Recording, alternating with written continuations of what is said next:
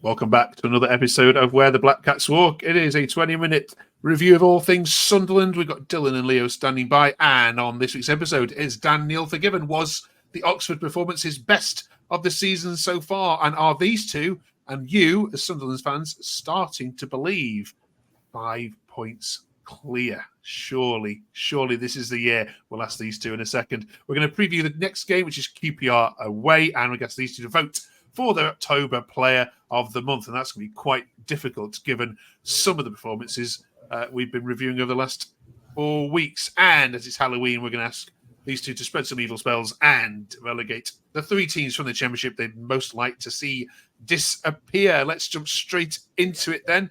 Welcome back, Dylan. Welcome back, Leo. Hope you are well. How are you? Yeah, very good after another win. It's on some hot form, so yeah, perfect. Dylan, last time you scored a worldie, you missed it. Tell me you saw this one. No, I didn't. I was at the match and I turned around to speak to my dad for 2 seconds. I turned back around and Wilson's hoid in the goal of the season and I missed it again. So I think I need to just start looking away every game because we'll start playing better, scoring better goals. All right, before we get into Oxford, can we just chat Luton for a second? Because, okay, clear up the controversies from this game. Luton fans absolutely beside themselves, saying Sunderland weren't very good, didn't deserve the win, blah, blah, blah, blah. What's your take on it, Dylan? I was on night shift, so I didn't see the full match, but from what I did hear, we got battered a bit at times, and I've seen all the key sort of controversial moments. The goal, I have to say, upon reflection, excellent decision to get that as offside, because when you watch it, if you look at the goal scorer, you think it's miles onside, but then you watch the man come off the goal line and attempt to play the ball, albeit he doesn't get there, but the fact he's trying to head the ball and jump for it is enough to make him interfere with play, and he was offside. I think that's an absolutely excellent call. But yeah, Kenilworth Road is a really hard place to go. I wasn't expecting us to go there and play them off the park, so to be quite frank, taking 3 points by any means necessary is the sort of thing that gets a team promoted. Playing well in those difficult games or playing rubbish and still coming away with the points. So I'm just happy we won. Yeah, some spice starting between Luton and Sunderland at the moment. Don't seem to be liking each other very much. All right, well, thanks for that, Dylan. We'll jump straight into the Oxford result then. Leo, was that Dan Neil's best game of the season? I think so. I think he's had individual moments in games where he's had a bit of brilliance that have been better than this game, but across a full 90 and consistent through the whole game, I think this was his best performance. Yeah, it might feel strange as starting with that point, but it's fair to say you two have been critical of him so far this season. There were loads of other standout performances, though. Dylan, do you want to run through some who impressed for you? We've got to mention Jobe, I suppose, haven't we here?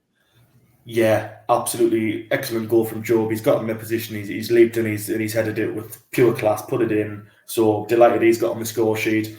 I'm going to sound like a broken record here, but Chris Nevin, once again, so good. I mean, he got booked after 20 minutes and he did not put a foot wrong for the rest of the game. He stayed calm, composed. Not that much came at him, but everything that did come at him, he dealt with brilliantly. So he was great. And obviously, we can't forget Wilson with that wonderful volley that I didn't see at the time, but have since seen. And he's just outstanding, isn't he? He's the bollocks he really is. Leo, have we missed any there? I just think that it continues that Dennis Cirkin goes under the radar. I think every single game he is an absolute stellar performer, and because he's not an attacking player or he's not the one putting in that last block or that last tackle like Meffam is, he does go under the radar. It's a minimum 8 out of 10 performance every single game. This is a break of the run for Patterson as well in goal, wasn't it? Playing in goal. Did you miss him? I don't think we really had the opportunity to miss him. No disrespect to Oxford, but they're just not very good compared to us, and that's not on them. Obviously, they've just come up and they don't exactly have lots of money to invest in players. They've recruited well for what they can do, but on paper, this is a team that we should have been beaten comfortably. Therefore, I'm happy that we did. Patterson. The only thing Sam Moore can contribute to be better than Patterson is kick a ball properly. So as long as he can do that, I'm happy to have him in net whilst Patterson's out, whether that only be for a couple of weeks or or more long term. But I'd be interested to see how Moore fares in a game where we maybe face a few more shots, because obviously he didn't put in the best of performances against Preston in the Cup, but neither did anyone, so you can't really put that on him. Okay. Let's have a look at some social media takes then, shall we? Like we do every single week. And if you haven't yet done so, press that subscribe button right down there so we can help us grow. And if you want to come on and give your views as a podcaster, please do so. Get in touch and email us in the description link below. SAFC says that's the best we've played for weeks. Hume and Neil haven't played well this season, but they're top class today. Let's keep it going, lads. That chip pass from Dan Neil should be on Pornhub, but we haven't mentioned that actually, because the Isidore goal comes from Dan Neil's pass, doesn't it? So yeah, let's give him some credit. Disco though says about Dan Neil, when teams press him, it's when teams press him. If Dan Neil's given time and plays forward, he's very good. But when teams do press him, he's the complete opposite. Dylan, do you think actually Oxford allowed Neil time and space too much, and that's why we saw a good game from him? I mean, for large spells, definitely, but there was a few times where they tried to sort of hone in on him, and he dealt with that pressure very well. I mean, that bottom point there, saying when he plays forward, he's very good. I've said before, as much as he's been poor at times this season, I think it's very much role related. I've said before, his best attributes is his ball carrying and his passing, and when he's been given the opportunity to do that against a team that's sort of been given us less pressure throughout the game, he's shone. And don't get us wrong, he probably hasn't redeemed himself in some mind, because it wasn't necessarily the defensive side that he shone, but he didn't have to. But I think it just reinforces that we either need Samed back as soon as possible, or to get a proper out-and-out defensive midfielder in January to give Neil the opportunity to play further forward and sort of shine where he should. Okay. Leo, Jamie says we're 5 points clear, starting to believe. 9 points from 9, 5 games unbeaten, starting to believe. There's a theme here. So, Leo, are you starting to believe? I am, yeah. And the usual thing goes is you can't judge a league table until we're at least 10 games in the season. We're 12 in now, and we're 5 points clear. That is not to say that this cannot just go tits up in the space of 3 weeks, because that is exactly what we've done for 4 seasons in League One. But I think I am. I think we reviewed it a few weeks ago. We had a tough month with Middlesbrough, with Leeds, and even Luton. Although they're down there, as Dylan said, Kenilworth Road's never an easy place to go. We had a tough month of fixtures coming up, and we've got through it, and we've increased our lead at the top. And I think it's something like in our next 7 games we play 4 of the bottom 10 or something like that. So as long as we can just pick up the points in those, where, to be honest, that's where we've struggled to pick the points up this season. The loss to Plymouth, the loss to Watford.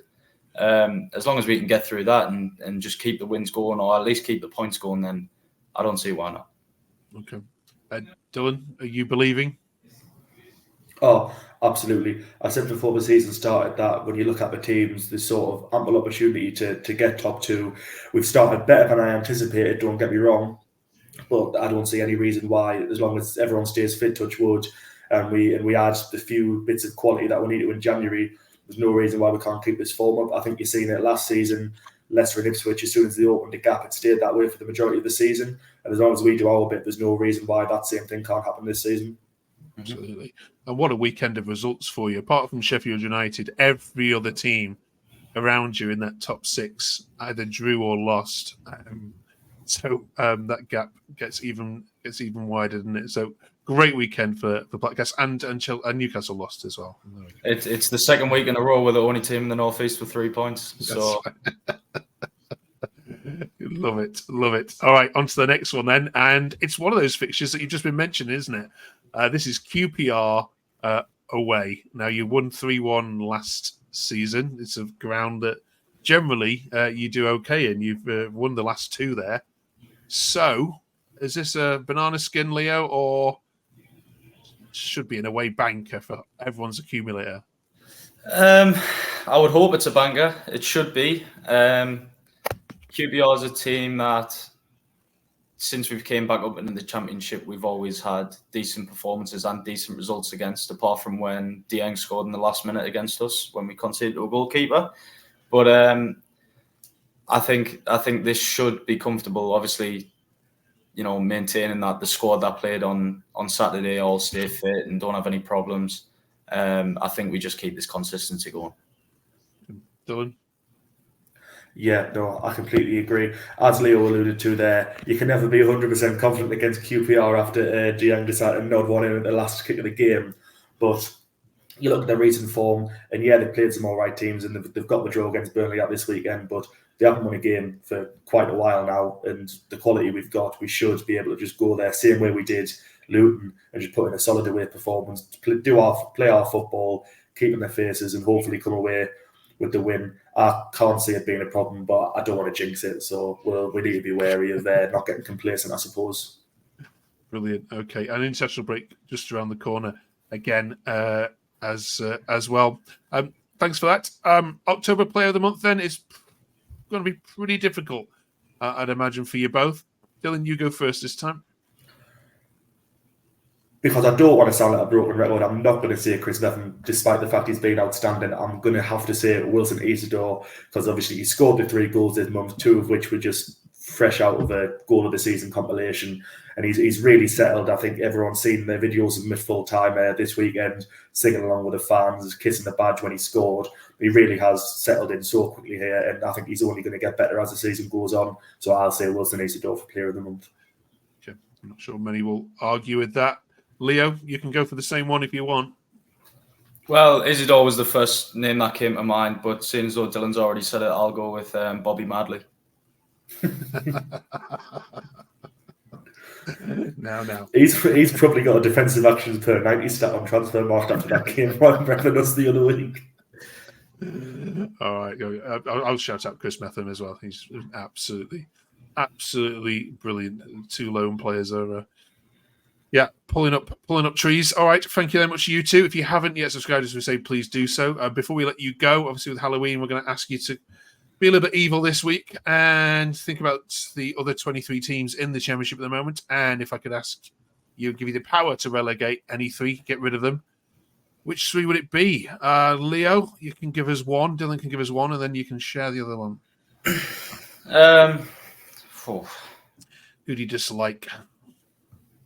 Plymouth, just for that game earlier in the season. I just want them to go down. I was so happy to see them get thumped the other week. And the distance away from an away game, I'm guessing, as well. That's Plymouth have gone. Dylan? I think I'm going to say Stoke. Like I kind of get away with them. I mean, I'm upset with them enough for taking Lyndon Gooch from us. Not so much Alex Neil. They can keep him because we see how that went. But yeah, I went Stoke away a couple of seasons ago, and it was just horrible place. So yeah, we'll say Stoke. All right, Plymouth, Stoke, and then you can argue about the other one. I'm gonna put forward Luton because I mean this past game was our redemption game for the playoff, where no one talks about the handball we should have got when we're talking about refs at Kenilworth Road, but just like the whole thing with them, and obviously it was a great story them going to the Prem, but all the stuff that the fans have had on Twitter the past week, I just can't stand them anymore. Absolutely, the fans just went crazy over Sunderland last week. It's mad. All right, it's all your fault. Yeah. Okay, Plymouth, Luton, and Stoke are down. Can you beat that? Any other better suggestions? Put it in the comments below. Thank you very much, both of you. Enjoy the game against QPR, and we shall see you the other side of this. Thank you for watching. Have a great week.